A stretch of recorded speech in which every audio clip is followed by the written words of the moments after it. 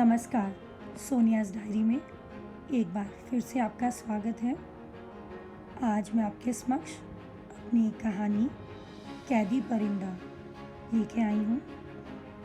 पसंद आए तो ज़रूर लाइक करें, सब्सक्राइब करें, शेयर करें। चलिए सुनते हैं कहानी कैदी परिंदा। रात के 2 बजे बाहर बहुत तेज़ बारिश हो रही थी। राशि ओला कैब में शून्य बैठी थी। उसके होठों के बगल से खून बह रहा था। माथे पर जख्म थे, आंखें सूज चुकी थी। शायद आज रोने की हद पार कर दी थी इन आंखों ने। घंटी बजी। उसकी दोस्त का फ़ोन था। राशि, तुम ठीक हो ना? कहाँ पहुँची हो? हाँ, मैं ठीक हूँ। एम्बियंस मॉल ही क्रॉस किया है, लगेगा 1 घंटा। मगर उसकी आवाज़ में कोई दर्द ना था। चलो, घर पहुँच के फ़ोन कर देना। मैं बीच बीच में फ़ोन करती रहूँगी। उसकी दोस्त ने फ़ोन रख दिया था। दिल्ली जैसी जगह, निर्भया और भी अनगिनत हादसे। रास्ते में अकेली लड़की, वो भी ऐसी हालत में, किसको डर नहीं लगेगा। मगर शायद राशि डरी हुई नहीं थी, वो परेशान भी नहीं थी, बस शून्य थी। आंखें पत्थर, दिल दिमाग विचार विहीन। उसने तय कर लिया था कुछ शायद। आज फिर केशव ने उसे मारा था। उसके हाथ पैर मोड़ दिए थे और उसकी पीठ और चेहरे पर बार बार जख्म अपनी कहानी बयां कर रहे थे। एक पढ़ी लिखी, पैसा कमाने वाली, घर को संभालने वाली, परिवार का सबका ख्याल रखने वाली ऐसी लड़की को कोई ऐसे कैसे अपमानित कर सकता है। शायद ये सब गुण उसको रास नहीं आ रहे थे। राशि बहुत सुंदर थी। सुनहरे बाल, कमसिन सी काया, बहुत सुंदर। मगर केशव बहुत ही आम किस्म का इंसान था। कुछ खास नहीं था उसमें। शायद इसी हीनता का शिकार हो गया था वो उसको पैसे भी नहीं देता था और ना ही उसे नौकरी करने देता था।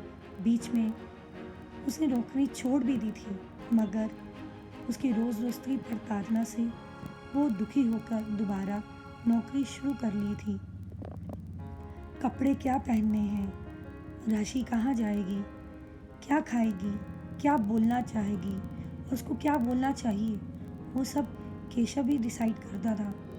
अगर केशव के अनुसार चले तो ठीक, अगर नहीं तो फिर घर में कलेश हो जाता था। आज बस हो गई थी। आज जब केशव शाम में घर पहुंचा, तब राशि अभी ऑफिस से ना आई थी।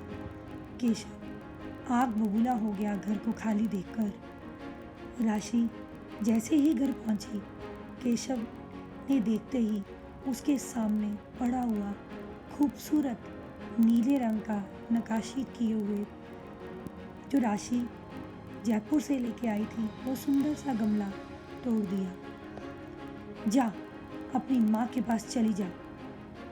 तेरे ये सब काम यहाँ नहीं चलेंगे। मेरा काम कौन करेगा, तेरा बाप? राशि कुछ नहीं बोली। उसने सामने की मेज पर अपना दुपट्टा और अपना बैग टांगा और वॉशरूम चली गई। ये क्या? केशव भी पीछे पीछे वॉशरूम की ओर भागा और उसने जैसे ही दरवाज़ा बंद करने की कोशिश करी, केशव ने दरवाजे की कुंडी ही तोड़ दी। समझती क्या हो तुम अपने आप को? ज़्यादा कमाने लग गई हो तो अकड़ दिखाती हो क्या? बोला था ना कल से तुम काम पर नहीं जाओगी, तो क्यों गई? राशि बात बढ़ाना नहीं चाहती थी। ये सब तो रोज़ का था, आदत सी हो गई थी राशि को भी। वो कमरे में गई। कमरे में एक बेड था। बेड पर बिछी सलीके से सफ़ेद चादर थी, जो रोज़ सुबह राशि बिछाकर जाया करती थी। और दाईं ओर एक कुर्सी पड़ी थी और कुर्सी के बगल में एक छोटी सी मेज थी।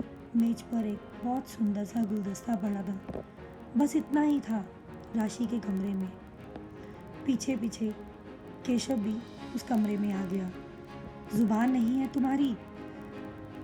तुम्हारे पास? जो मैं बोल रहा हूँ उसका जवाब नहीं है? जवाब दो मुझे। कहाँ से आ रही हो तुम?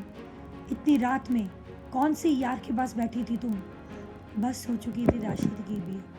वो एकाएक बोल पड़ी, हाँ बैठी थी अपने यार के पास। तो केशव ने उसे चांटा जड़ दिया, जुबान चलाती हो मेरे सामने? उसने राशि के हाथ को मरोड़ दिया था। खून का रिसाव बंद हो जाने के बाद से बाजू नीली पड़ गई थी राशि की। फिर धक्का दे उसने राशि को बिस्तर पर फेंक दिया। राशि ने जैसे ही उठना चाहा, उसने तमाचा दे उसके चेहरे से खून निकाल दिया। सलीके से बिछी वो चादर खून से लथपथ हो चुकी थी। खून के छींटे हर तरफ दिखाई दे रहे थे। उसने राशि के दोनों पाँव को मोड़ दिया था और उसे बिस्तर से नीचे फेंक दिया। राशि का दायां हाथ गुलदस्ते वाली मेज पर जोर से पड़ा और उससे वो सुंदर सा गुलदस्ता टूट गया। वो घसीटते हुए उसे घर के कपाट तक ले गया।